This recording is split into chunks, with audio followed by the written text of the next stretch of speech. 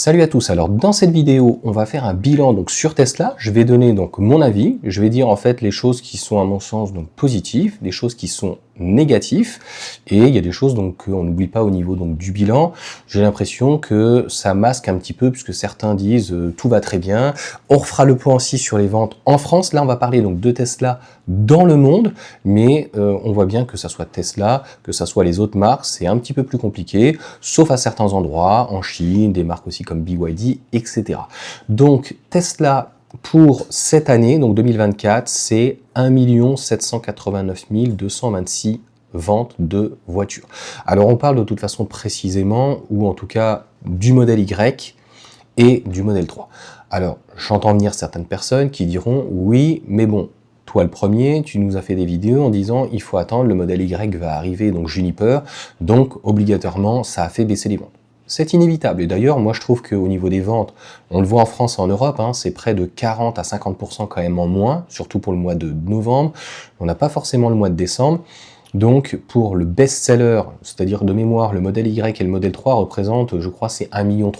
Donc ça représente pratiquement toutes les ventes, et c'est pas le Cybertruck, éventuellement, ou même le modèle S ou le modèle X, qui viendra donc compenser la baisse des ventes. De toute façon, il faut bien comprendre qu'au niveau des usines, il y a beaucoup plus de possibilités donc de production, et Elon Musk a profité aussi des baisses des ventes, donc pour licencier une partie donc des ouvriers et des salariés, donc à peu près donc 10%. Tu connais comment fonctionne Elon Musk, les 10%, c'était pas les plus performants. Donc en fait, en soi, c'est plutôt une bonne chose pour l'entreprise, mais c'est des signaux qui sont négatifs dans la mesure où Elon Musk, quand même, lorsque je suivais, donc maintenant je suis à peu près depuis 3 ans, parce que moi j'étais resté sur une Model 3 que ça valait 60-70 000 euros, que l'entretien, etc., etc. Et c'est pour ça en fait que je fais des vidéos, parce que aujourd'hui Tesla, c'est les seuls en termes de rapport qualité-prix qui sont les meilleurs. Pour autant, on a, nous, en France, le modèle Y qui a été toute l'année aux alentours des 35 000 euros avec des bonus, etc. Et je trouve que les ventes ne sont pas hyper folles. Donc même si on parle depuis le mois de septembre, octobre, même depuis le début de l'année dernière, que le modèle Y, donc Juniper, va arriver, on le sait, c'est-à-dire qu'à partir du moment où ils ont renouvelé le modèle 3, eh bien c'était normal que le modèle Y arrive. Le modèle 3 est donc commercialisé, je crois que c'est depuis 2019, mais il est commercialisé beaucoup plus tôt donc aux États-Unis, et le modèle Y depuis 2020, mais il a commencé son apogée, on va dire en 2021, 2022, en tout cas plutôt donc 2022 déjà, ça commence à dater, puisque ça va faire donc 2 ans qu'on a le véhicule.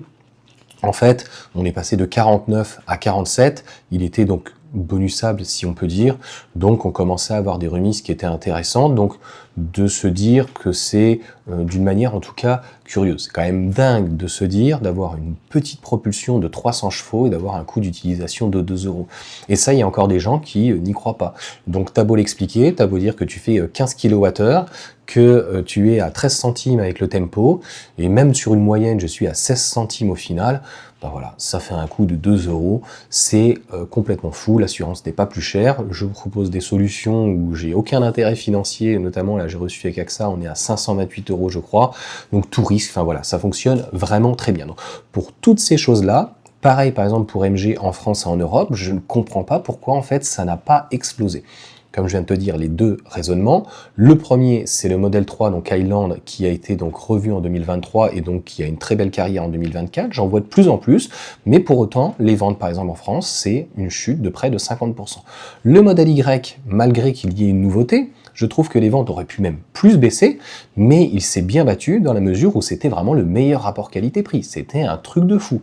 Donc tu avais le prix pratique grossièrement d'une R5, c'est pour schématiser. C'était même pas le prix pratiquement d'une 208 GT suréquipée. Donc ça a été limité et donc une baisse de 1%. Puisque l'année d'avant, donc en 2023, ils avaient fait 1,8 million. Bien sûr, il y a la crise, bien sûr, il y a aussi les taux qui ont énormément augmenté. Il y a pas mal de personnes chez Tesla qui achètent quand même leur véhicule comptant, mais il y en a quand même beaucoup encore qui achètent à crédit ou en leasing. Mais quand même, malgré toutes les aides, malgré tous les bonus, malgré tous les leasings qui étaient à 0%, il y a eu quand même énormément d'offres cette année, enfin du moins en 2024, qui sont complètement folles. Eh bien, je trouve que ça n'a pas pris. Et pareil, donc avec le parrainage, 250, 500 euros, 500 euros pour le FIE, 500 euros pour le parrain, on est allé jusqu'à 750 euros, etc. avec un parrainage qui a été entièrement revu. Je trouve, ça me fait penser franchement aux ventes, et ça je ferai une vidéo dédiée donc en France des ventes de véhicules électriques, malgré toutes les offres, malgré toutes les aides, malgré tout, eh bien je trouve que la mayonnaise n'a pas pris. Et comme j'ai dit, en fait, Elon Musk avait prévu donc de faire beaucoup plus de ventes. Ils avaient prévu cette année de faire même 4 millions, voire au minimum 3 millions. Donc est-ce que 2024 est une réussite? Malheureusement, non.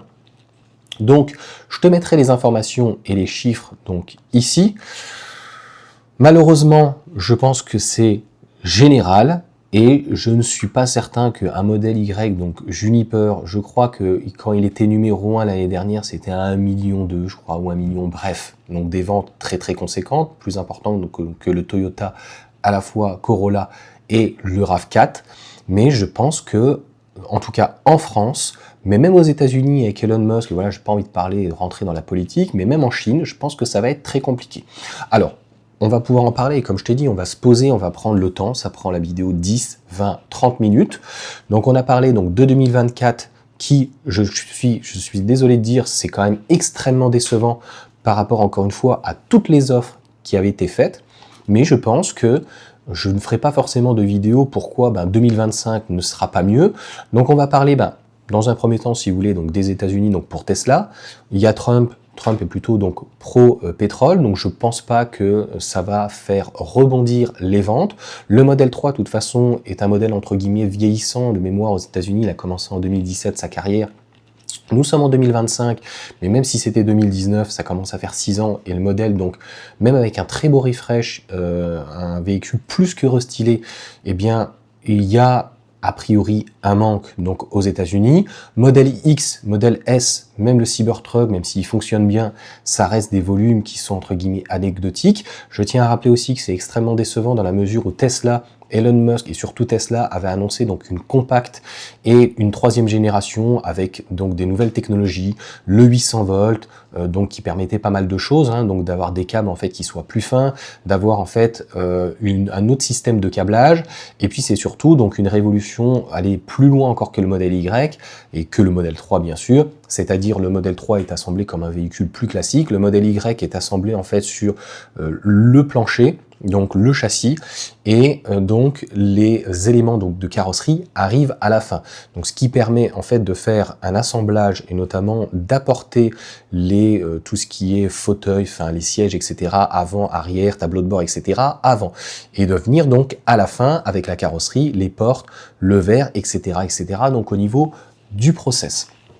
Donc aux États-Unis, je pense que ça va rester relativement malheureusement stable. Les usines sont capables de faire beaucoup plus. Donc je dirais que la seule croissance qu'il y aura peut-être, c'est plus sur le Cybertruck, et même le modèle S de mémoire, je crois, a augmenté de tarifs. Tesla essaye de se débattre avec des offres quand même, puisque on parle, je crois, même aux États-Unis ou d'autres, j'ai vu des informations que vous m'avez envoyées, vous avez été plusieurs à m'envoyer ce genre d'informations, sur donc de revenir à des supercharges donc gratuites à vie ou sur 5 ans, des offres qui soient quand même conséquentes. Je rappelle quand même les gros avantages de Tesla, l'un, voire le meilleur rapport qualité-prix, une livraison qui est scalée, mais un tarif vraiment d'utilisation extrêmement bas, et des entretiens donc qui sont à zéro, qui sont reprochés entre guillemets par certains organismes allemands, mais avec encore une fois ses avantages et ses inconvénients. De toute façon, au bout de 4 ans, le véhicule passe au contrôle technique, donc on ne peut pas faire non plus n'importe quoi. Moi je dis autant profiter donc de la garantie, s'il y a besoin donc de vérifier les triangles ou quoi. Moi je vois qu'au niveau de la direction, des fois j'entends un petit clac. Alors je verrai donc pour vérifier ce genre de choses. Pour ce qui est de la Chine, et on verra donc à la fin donc l'Europe, la Chine, Tesla donc a qu'une usine en Chine, à Shanghai. C'est une usine qui est extrêmement donc performante, qui peut donc sortir 1 million de véhicules. Je ne suis même pas sûr de toute façon qu'ils en sortent 1 million, puisque là ils sont à 1,7 million. Donc j'avais déjà expliqué toutes les capacités en fait des différentes usines, et on peut les trouver donc sur internet, donc je vais pas revenir dessus, mais je détaillerai juste après. Donc sur Shanghai, 1 million donc d'unités, ils ne les font pas, et le modèle 3, donc pareil, c'est pas la panacée.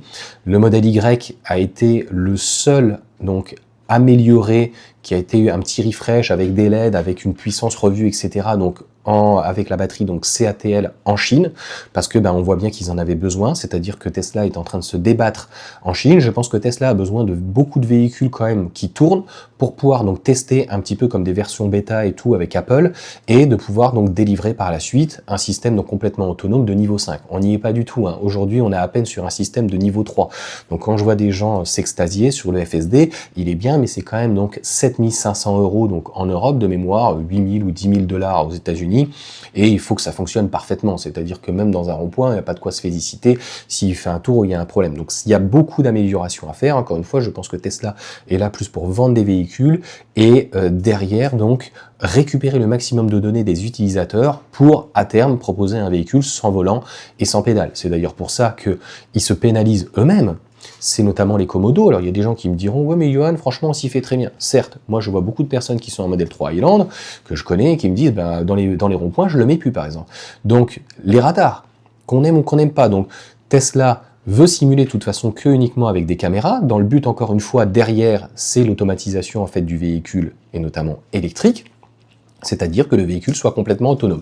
Il vient le chercher, il sort de la place de parking, il vient se recharger donc en induction, c'est toutes ces innovations qu'il va falloir mettre en place, et bien sûr il va falloir que le véhicule, entre guillemets, il aille se laver tout seul, donc il faudra plus lui passer le Karcher ou quoi, puisque sans un véhicule propre, ça va être dur donc de pouvoir simuler avec des caméras, on voit bien de temps en temps, obstrué, il y a du brouillard, il y a des problèmes, donc il peut être donc limité, même s'il n'a pas forcément besoin d'être connecté 3G, 4G, mais bon, 5G, mais ça aussi, donc ça fait partie de l'infodivertissement. Quand tu n'as pas de connexion en fait dans la voiture, alors qu'on te propose éventuellement un Wi-Fi, c'est un petit peu donc dommage. Donc je pense qu'il y a encore énormément de choses à faire, surtout donc en Europe, donc ça on y reviendra après, mais sur la Chine, donc le modèle Y, donc Juniper, on voit que ça devrait arriver donc en premier. Ils ont extrêmement tardé, on ne sait pas pour quelle raison, mais a priori il y avait quand même un problème avec l'hardware, donc le 4.0, mais surtout donc au niveau donc du soft, donc lors de la mise à jour en 4.1. Donc je ne suis même pas sûr qu'ils sachent exactement. J'ai eu Christopher, donc il y a eu beaucoup de personnes avec une mise à jour où c'est passé, et je ferai une petite vidéo puisque là a priori ils ont réussi à résoudre le problème. Donc c'était bel et bien a priori donc l'ordinateur, en tout cas donc Christopher, son ordinateur donc va être changé donc au niveau donc du microprocesseur, enfin la totalité en fait au niveau donc de la tablette. On voit bien que c'est extrêmement handicapant. Le modèle Y est le best-seller par rapport au modèle 3. Donc s'ils sortent un véhicule avec donc le 4.1 ou éventuellement même un 4.2 et que ça fonctionne pas, et demain qu'ils ont, je sais pas, 500 000 ou 1 million de véhicules à revoir au niveau du SAV, je ne suis pas sûr que Tesla de toute façon soit en capacité de pouvoir gérer ce genre de choses, hein. Il fonctionne tellement en flux tendu surtout, que ça soit au niveau des usines, c'est le modèle Y, le véhicule qui sort en 1h30, c'est un truc de fou. La R5 c'est 9 heures, pour donner un exemple par exemple. Donc sur la Chine, je pense que le marché déjà de 1 entre guillemets se contracte un peu, de 2 ils arrivent à maturité, donc sur les voitures électriques je crois qu'ils sont, je sais plus, c'est même pas 50 ou 80%, la Norvège ils sont par exemple à 100%, donc pour donner des idées, mais ils sont concurrencés par énormément donc de marques qu'on connaît même pas nous, hein. Il n'y a pas que BYD, SAIC, voilà, Zeekr, Geely, et puis NIO, enfin il y a tellement de marques en fait en Chine que de réussir à s'imposer, ça va être compliqué. Donc je me répète, que ça soit en Chine, je pense que ça va être compliqué donc pour s'imposer. Aux États-Unis, on voit bien que la mayonnaise, d'une manière globale, voilà, c'est pas la panacée. Et donc, tu as de toute façon d'un côté une usine qui peut faire 1 million. Je crois que Fremont, c'est 750 000. Et Austin, qui ne fait pas que des voitures, mais qui doit faire les X, les S, mais qui fait de la giga, qui fait des tests, les robots, etc. Donc Gigapack, etc. Qui fait aussi les toits, il me semble de mémoire, je ne vais pas dire de bêtises, mais on est déjà à 500 plus 700, 1 250 000, 2 250 000. J'invente rien, ce sont les chiffres. Donc, le constructeur fait 1 700 000 véhicules. Donc, il est de toute façon en surcapacité.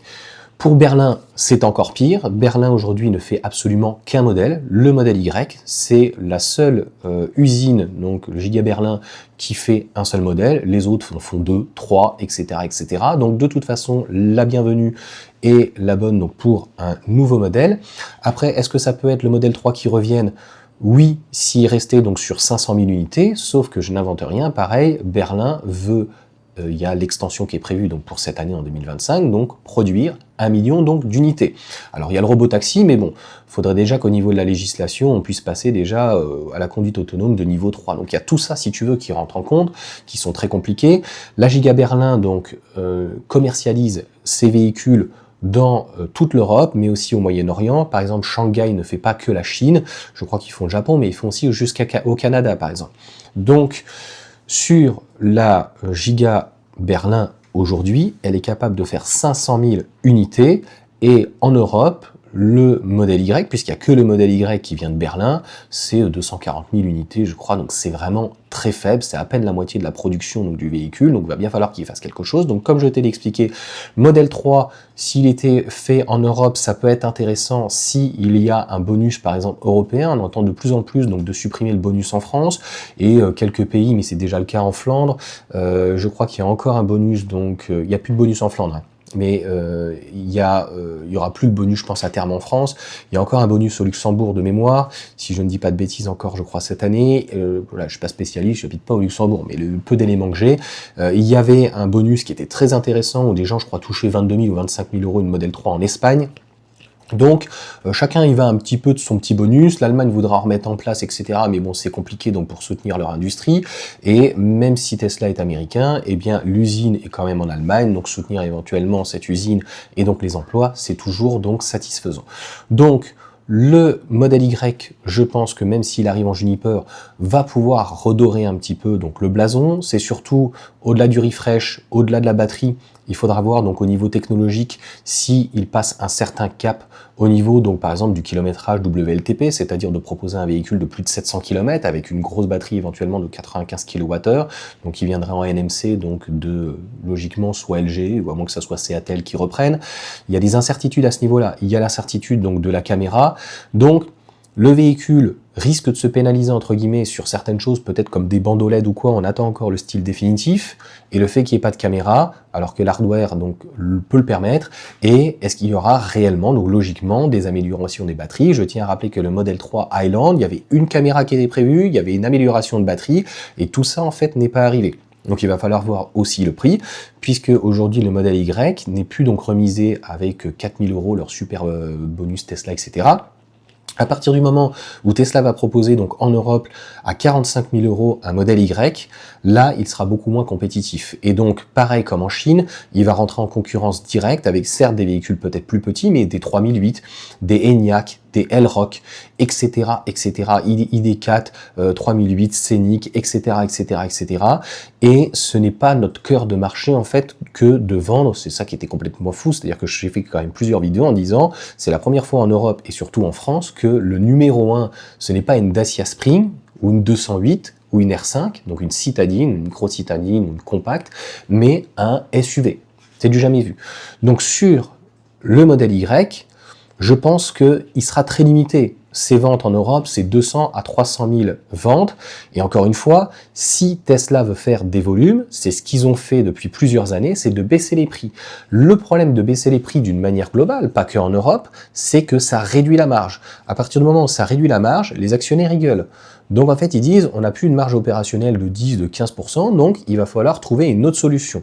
Donc la solution en Europe, mais de vendre aussi une compacte ou une citadine, moi c'est pas que j'y crois beaucoup, c'est que ça me semble logique. Donc à Shanghai, il y a encore de la place pour éventuellement commercialiser ce type de véhicule, donc au Japon, je pense 200-300 000, très facile.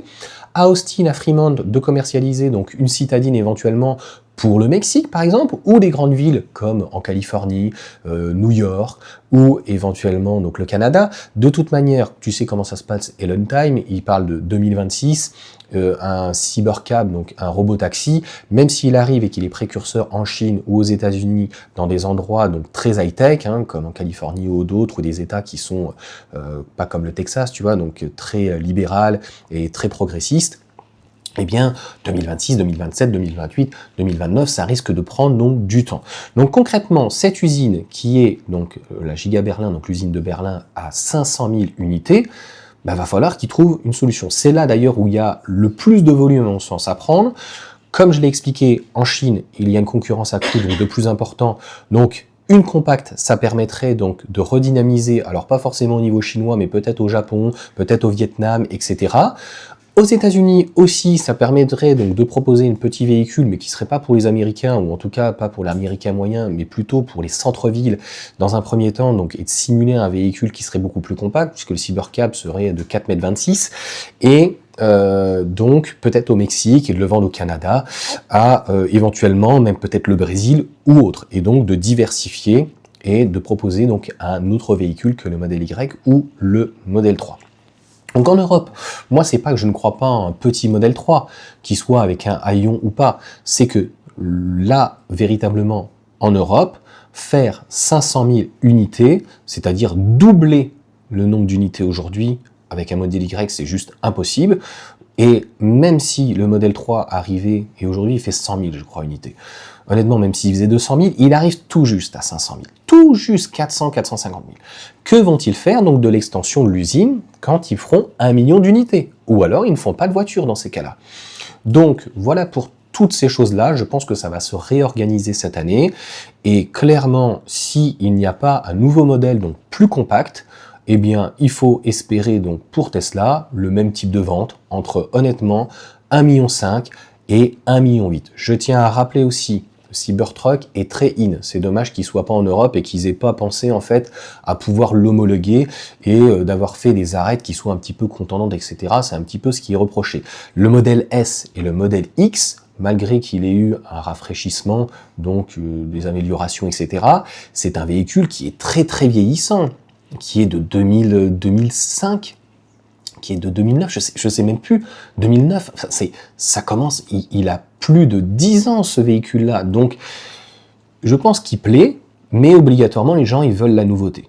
Donc on le voit bien avec les téléphones, notamment avec les iPhones, hein, j'en ai depuis très longtemps, maintenant c'est pour tout, il faut avoir absolument la nouveauté, donc il faut tous les ans avoir le nouveau modèle, Donc on a une gamme aussi qui est extrêmement donc vieillissante, et donc pour toutes ces choses-là, 1,5 million, 2 millions de ventes l'année prochaine, ça sera très bien. Et encore une fois, c'est pas un modèle Y donc rafraîchi qui va faire que ça va redoper les ventes, parce que là les ventes de toute façon sont en train de s'effondrer. Donc si déjà il est encore numéro 1 avec 1 million, 1,2 million, ça sera déjà très bien. Et que le modèle Y et le modèle 3 arrivent à faire ensemble à peu près 1,3 million, 1,4 million. Encore une fois, c'est pas le Cybertruck qui va faire donc du volume. Donc là, logiquement, le but d'un Cybertruck, c'est de développer des nouvelles technologies, le 800 volts, le V2L, etc., et de voir comment ça fonctionne. Et puis, Cybertruck semi, qui devrait donc proposer des 500 kW donc, de puissance, donc avec le 800 volts, etc. Donc ce ne sera pas le cas. Donc on a des véhicules, modèle S, modèle X, mais même au niveau donc, des superchargeurs, notamment des V2, pas forcément des V3, mais que ça commence à devenir vieillissant.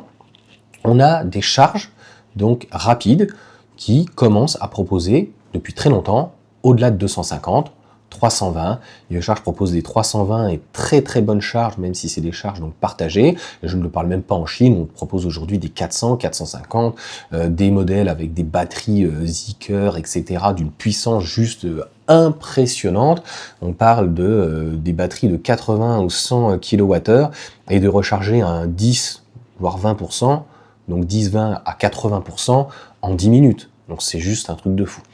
Donc voilà en tout cas pour tous ces éléments. Et donc si Tesla veut retrouver de la croissance, il va absolument falloir donc proposer un nouveau modèle. Et à mon sens, ça passe par une compacte, et même une citadine peut se vendre en Europe, mais aussi bien sûr en Chine pour le Japon et aux États-Unis. Et je trouve que ça serait un coup de maître, encore une fois, de faire une citadine, parce que ça permettrait en Allemagne de couper le pied, l'herbe sous le pied en tout cas, à peut-être pas le pied quand même, ils sont déjà en difficulté Volkswagen avec leur ID. Donc là, l'ID2 qui devrait pas arriver de toute façon avant 2-3 ans. Donc la promesse en fait de faire une Polo à l'extérieur, mais à l'intérieur une Golf, et de couper le pied en fait à des marques comme Renault qui peut-être normalement cette année, au pire des cas ça sera l'année prochaine, va proposer déjà du LFP, Donc Tesla est là-dessus précurseur, enfin ils sont vraiment très très bons sur les batteries, c'est les meilleurs en fait à utiliser les batteries plutôt avec une mauvaise densité, si on peut dire, ou moins bonne qu'une NMC, et on va dire donc un rendement plutôt excellent, une consommation excellente et une charge qui est aussi donc excellente. Au-delà de ça, s'ils proposent un modèle Y avec 95 kWh, ça serait un réel argument donc pour aller chercher une autre clientèle, et une citadine qui proposerait 75 kWh, que ce soit du brut ou du net de toute façon. Donc d'avoir en fait plus de 500 voire 600 km pour une citadine, c'est ce qui manque, puisque comme je l'ai expliqué, la Renault 5 devrait arriver avec un 500 km, c'est reste du WLTP. Aujourd'hui, on est plutôt aux alentours des 400 km. Ça se traduit comment pour toutes les citadines, hein, que ça soit Renault, Stellantis, que ça soit même chez BYD ou autre, eh bien c'est une autonomie réelle entre 350 et 400 km maximum. En hiver, on est plus près des 200-300. C'est des batteries souvent donc en NMC où on a une capacité, en fait, on est réduit à charger à 80%. Donc pour un quotidien 20-80, eh bien c'est aux alentours des 200 km. Et sur l'autoroute, on le voit bien, donc certains m'ont taclé, mais c'est quand même l'Argus, ce sont des professionnels de l'automobile et des journalistes, faut arrêter à un moment donné. Ben voilà, ils ont révélé, et les meilleurs, que ce soit la chaîne Nouveau ou d'autres, ont pu révéler 170 km à 10-80, 20-80, c'est quand même donc très moyen, entre 150 et 170 km, dans des conditions qui étaient au mois de septembre, au mois d'octobre, voire de novembre, pas optimales, mais correctes. Donc imagine, tu es à 130 km/h et il fait -5, là, et avec énormément de vent, je pense que tu peux arriver à des consommations de 24, 26, voire 28 kWh. Donc la Tesla proposerait son génie civil, c'est-à-dire un véhicule avec normalement un moteur avec un très très bon rendement si c'est un rotor toujours un aimant permanent, parce que pareil, on a bien compris que ça, c'était abandonné. C'est-à-dire qu'un véhicule de 3e génération, le robotaxi, de toute façon, reposera donc sur, entre guillemets, une plateforme de la Model 3. Le modèle Y étant le seul, en fait, construit comme ça. Donc, c'est une plateforme, entre guillemets, qui est quand même relativement vieillissante. Donc, Tesla a décidé de mettre quand même un frein sur les voitures électriques et de ne plus proposer, en fait, un réel recherche-développement, c'est-à-dire qu'il y a le One Pedal, il y a le Tesla Vision, il y a pas mal de choses, mais pas de 800 volts, pas de nouvelles charges plus importantes, pas de superchargeur V5, pas de V2L, donc voilà, au niveau donc d'une 3e génération, ça c'est clairement abandonné. Donc le but, ça serait donc sur le Cybercab et logiquement un véhicule plus petit, d'utiliser la plateforme du modèle 3. Je l'ai déjà expliqué, la force de Tesla, c'est d'utiliser en fait une batterie qui soit au niveau du plancher et qui ne déborde pas, contrairement par exemple à Renault ou certains autres qui sont soit très mal fichus comme Porsche par exemple, qui est implanté en plein milieu comme un tunnel central, ou dans le coffre. La Tesla en fait utilise donc leur batterie, elle est uniquement essentiellement dans le plancher. Alors le modèle Y, on voit que ça remonte, mais si tu supprimais en fait cette petite partie-là et que tu réduis donc à moins de 3 mètres en fait l'empattement, eh bien concrètement faire un véhicule aux alentours de 4 mètres et de réduire surtout les matériaux, parce qu'on s'est rendu compte que finalement à 30 000 € une citadine, ça sera le prix de demain en fait. Il faut pas espérer voir un véhicule moins cher. Aujourd'hui en fait nous sommes en transition et de toute façon la voiture d'une manière globale dans le monde, mais surtout en Europe, pas en Chine ou dans des pays qui sont plus que riches et en voie de plus que de développement, sur la vieille Europe, on voit bien que de toute façon, on est en plein déclin et les ventes vont continuer. Je vais faire juste une vidéo après. Donc en France, en fait, les voitures électriques ne vont pas venir compenser la restriction qui est plus de voitures thermiques en 2035. Donc on a déjà avancé le pas en Europe dans la mesure où il y a pratiquement plus de diesel commercialisé, donc ça se traduit par des ventes à moins 30%. Il n'y a pratiquement bientôt plus de véhicules essence à proprement dit, donc commercialisés, donc on est à moins 30% aussi à peu près. Et ce qui marche très bien, alors c'est l'hybride rechargeable et l'hybride surtout, mais l'hybride, il n'y en avait pas autant avant. Donc si tu veux, il explose ce marché-là, à peu près 40 à 45%, mais il ne vient pas compenser donc le thermique classique essence diesel, et c'est surtout l'électrique qui, lui, stagne. Je n'invente rien. Donc là, si c'est un marché qui était précurseur, si c'est un marché en fait qui était nouveau et en plein dynamisme, normalement, on devrait faire x2. Et donc, ça devrait être le cas encore une fois de Tesla. Et comme je l'ai expliqué, et donc ça sera ma conclusion, Tesla a rencontré en fait des difficultés donc cette année par rapport aux taux qui ont augmenté, par rapport aux difficultés, et malgré que les voitures électriques ont baissé, malgré que les batteries, le coût du kilowattheure est baissé, malgré que Tesla ait fait quand même énormément d'offres, malgré que le modèle Y, il y a des personnes qui l'ont touché avec des primes à la conversion aux alentours des 30-35 000 euros, c'est du jamais vu, c'est pas cher. Moi, je l'ai payé 40 000 euros. Je pouvais donc sans bonus ou rien. Là, il était à 41, même avec moins 500 euros. Donc en blanc, ça le faisait à 40 500. Mais c'est pas cher. Et je suis désolé de dire ça, ça va choquer certaines personnes peut-être en France, mais franchement, il est tout autant vendu qu'un RAV4 ou qu'une Corolla. Donc numéro 1, numéro 2 ou numéro 3. Donc ça veut dire que si c'est un véhicule le plus vendu au monde, c'est que, au-delà d'être pas cher, c'est un excellent rapport qualité-prix. Ça fait comme MG. MG en France, ils les vendent à des prix complètement bradés. C'est pas le cas en Allemagne. Ils sont 10 000 euros plus chers. Et franchement, une MG4 standard à 22 000 euros, c'est pas cher. Tu as une petite compacte, tu peux l'essayer. Tu as un véhicule performant, donc ça fonctionne très bien. Donc, 2024, vraiment pas terrible. Et s'il n'y a pas en fait de réelle nouveauté, donc avec un nouveau modèle qui puisse faire des volumes, eh bien faut pas espérer donc faire des volumes. Et comme tu l'as compris, le modèle Y donc va rester relativement haut, même si le modèle 3 a baissé au niveau de son prix. Il a toujours été à peu près entre 42 et 44. Je ne parle pas des prix délirants où à un moment donné il était à 52 000 euros. Donc c'est là où tu vois, moi j'étais vraiment dans des prix complètement fou au début, je me dis bah ça vaut 60-70, c'est vrai qu'à un moment donné ça valait 52 000 euros, donc avec une peinture, un FSD ou autre, on arrivait des fois à 60 000, et je parle de la version standard, donc une 4 roues motrices est encore plus élevée. Et c'est encore une fois pour ça que je fais des vidéos, c'est-à-dire que pour les personnes qui ont un budget aux alentours des 20-30 000 euros pour un véhicule neuf, et bien franchement rajouter un petit peu d'argent, peut-être que c'est une somme importante, mais je peux t'assurer que ça soit un modèle 3 ou un modèle Y, il sera vraiment très content, c'est pas parfait. Le Tesla Vision, les radars, les commodos, la livraison, le SAV, tout ce que tu veux, c'est pas parfait, mais voilà, je ferai un bilan donc dès 2 ans en mars, 40 000 km, je n'invente rien, en Tesla, c'est les seuls véhicules où tu as tendance à rouler 20 à 30% de plus, ce qui est totalement juste.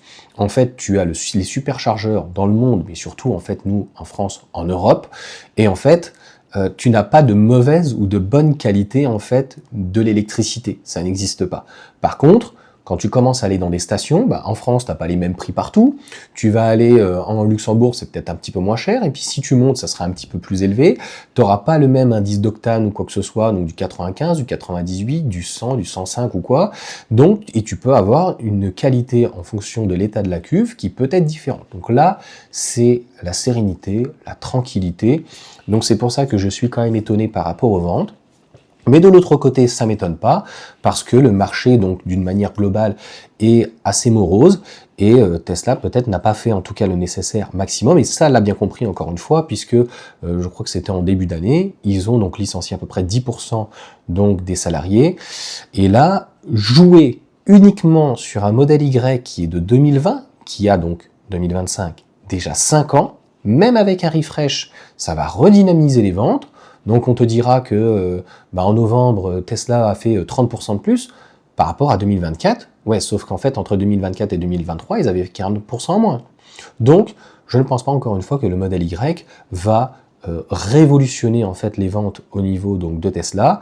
Donc Tesla, encore une fois, s'ils veulent continuer à perdurer, une compacte. Et puis c'est surtout que le modèle 3, il va falloir donc une nouveauté, il va falloir qu'ils apportent donc un véhicule encore plus peut-être performant, avec encore plus de solutions. Mais moi, si je le trouve très bien, mais il faut avoir conscience qu'il y a des personnes qui veulent la nouveauté et qu'il y a des gens qui se disent, voilà, le véhicule, le modèle 3, il a déjà donc une dizaine d'années, quand même, hein, presque.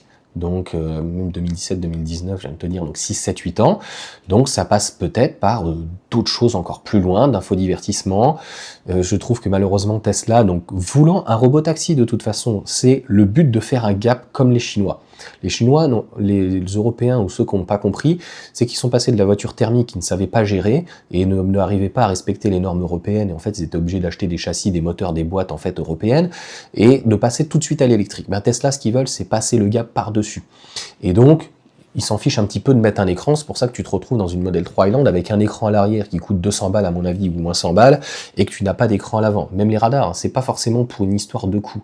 Et c'est peut-être donc, à mon sens, des améliorations au niveau par exemple des poignées, parce que ça fait quand même un petit peu archaïque, c'est ce que j'avais sur une Fiat Barchetta, donc d'appuyer sur un bouton et tirer. Donc peut-être d'avoir des poignées enfin rétractables, ce que j'ai par exemple sur la Renault. Ça, c'est très très très joli. Et puis beaucoup de modèles donc chinois. Ça peut être aussi des améliorations, bien sûr, au niveau des essuie-glaces.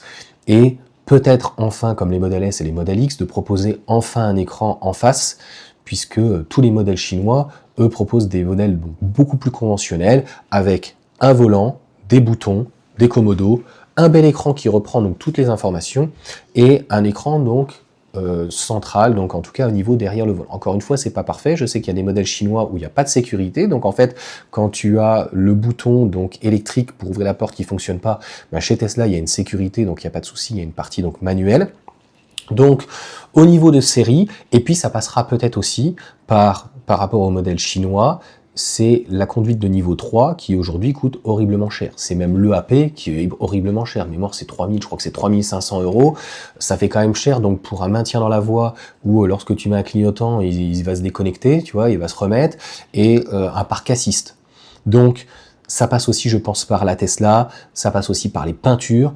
Je pense que ne pas offrir même de peinture, mais ça se fait de toute façon dans l'industrie automobile, pourquoi pas, mais ça passe aussi par des peintures peut-être de meilleure qualité, uniformes, puisque c'est pas normal que tu aies par exemple un rouge qui ait fait 17 couches, et tu as le Cherry Red qui en fait de mémoire avec le gris, le Quicksilver, je crois que c'est 21, le noir, il y en a qui m'a parlé, c'était une monocouche, mais t'es fou, c'est pas une monocouche, mais il y a peut-être que 10 couches, donc une uniformisation en fait de la qualité, donc bien sûr des peintures, et d'avoir donc un prix aussi qui soit un petit peu plus cohérent, parce que je sais plus, hein, c'était 2008, mais je crois que maintenant c'est 2006, le rouge ou le Cherry Red ou le Quicksilver ou autre, le gris, c'est très très très très cher. Tu as toutes les autres marques, notamment je parle de Renault, parce que moi j'ai la Mégane et j'avais vu les tarifs, à chaque fois je trouve que la peinture est d'une excellente qualité, 650 euros, même je crois que le 3 minutes c'est 800 balles, moins de 1000 euros une peinture. Donc je pense que ça va passer par tout ça, et voilà, les petits trucs fantasques, j'ai vu Electib, j'ai failli en parler donc de cette vidéo bien avant, donc sur le covering, donc 3-4 000 euros sur les coverings, et je posais une question donc à Electib notamment sur les coverings. Il faut savoir que les peintures donc livrées de série chez Tesla aujourd'hui, il n'y a plus le noir, donc c'est que le blanc, mais sur le blanc on peut pas poser n'importe quel covering. Donc c'est Tax qui m'avait dit ça, elle m'a dit bah voilà, si par exemple tu veux quelque chose, un covering profond, eh bien il faut obligatoirement une couleur plus foncée, donc pas forcément du noir, un gris ou autre, donc ça fait quand même très cher, 3-4 000 euros, donc une peinture, c'est là où tu te fais un petit peu donc désosser au niveau de Tesla, et peut-être qu'il y a des améliorations ou des choses donc à faire, pareil au niveau des TA, etc. et des livraisons, et revoir peut-être aussi le système de parrainage qui est des fois un petit peu gangréné. À mon sens, un parrain, c'est quelqu'un qui va accompagner en fait son filleul, donc éventuellement à la livraison, mais aussi quand il a des questions, parce que on reste encore une fois donc chez Tesla sur un univers donc qui est particulier, non conventionnel, et c'est fou encore une fois de se dire qu'on n'est pas forcément de révision, qu'on a des mises à jour en fait qui se font entre guillemets par Wi-Fi, il n'y a pas forcément besoin, voilà, que ça se fait d'une manière en tout cas différente, et je pense à ça aussi, donc une amélioration, ça pourrait même se faire par 4G, mais aujourd'hui ça se fait pas de mémoire, et Tesla est toujours sur la 4G, alors que des marques, je sais que le Lotus par exemple était déjà en 5G, après, ils préfèrent d'autres systèmes, lidar, etc. Et ça peut peut-être aussi passer par une suspension de meilleure qualité. Certains vont dire que les véhicules sont fermes. Moi, je trouve pas.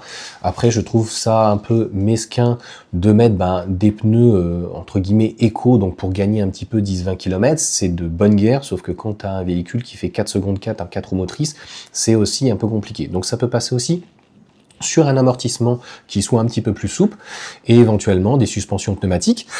Mais tout ça, ça devait être revu donc lors de la 3e génération, donc avec des moteurs moins onéreux, avec des plus d'aimants permanents, donc avec des rotors bobinés, et aussi donc une suspension, etc., revue, etc. Mais on a donc au-delà d'un véhicule, s'il arrive compact, des modèles, que ça soit X, S, Y et 3, qui commencent un petit peu à vieillir donc par rapport à la concurrence. Alors peut-être pas trop en Europe, ça reste très efficient et un très bon rapport qualité-prix, mais en Chine, là, ça devient compliqué parce que c'est vrai qu'en Europe, quand tu vois une DS numéro 8 qui va être à 60 000 € pour 700 km, c'est ça leur argument. Bon, tu te dis qu'un modèle Y éventuellement propulsion a encore voilà, quelques temps à vivre et le gros argument qui manque aussi au Tesla, surtout le modèle Y, c'est le braquage. Donc ça, a priori, c'était par rapport au moteur, mais il va falloir peut-être régler en fait ce problème. Et sur les S aussi, le rayon de braquage est vraiment nul. Donc les véhicules sont déjà relativement imposants, les véhicules électriques, notamment par rapport aux batteries, mais c'est pareil avec la Mégane de toute façon. On a des routes qui de toute façon, en France, depuis 10-20 ans, ne sont pas du tout adaptées, et on a des régions, des départements qui font des routes de plus en plus courtes. Donc en fait, ça c'est plutôt le problème au niveau des routes que le véhicule en soi. Mais le rayon de braquage, bah, on le voit quand on est au superchargeur, on est tous dans la même situation. Ou ceux qui connaissent par exemple Saint-Dizier, là on y était il n'y a pas longtemps, tu es obligé de t'y reprendre 3 fois. Donc ça se fait plutôt facilement, mais encore une fois, je pense que pour Tesla, c'est un constructeur qui est vraiment à part et qui mériterait donc d'avoir en tout cas un accompagnement beaucoup plus important. Voilà pour cette vidéo, très longue, très explicative, mais je pense qu'il fallait revenir donc sur la marque, et c'est une marque donc qui reste, je trouve, un peu à part, qui reste très très intéressante, avec des véhicules très performants, mais il faut, à mon sens, pas vivre peut-être trop longtemps sur ses acquis, parce que les autres derrière, ils poussent et ils arrivent.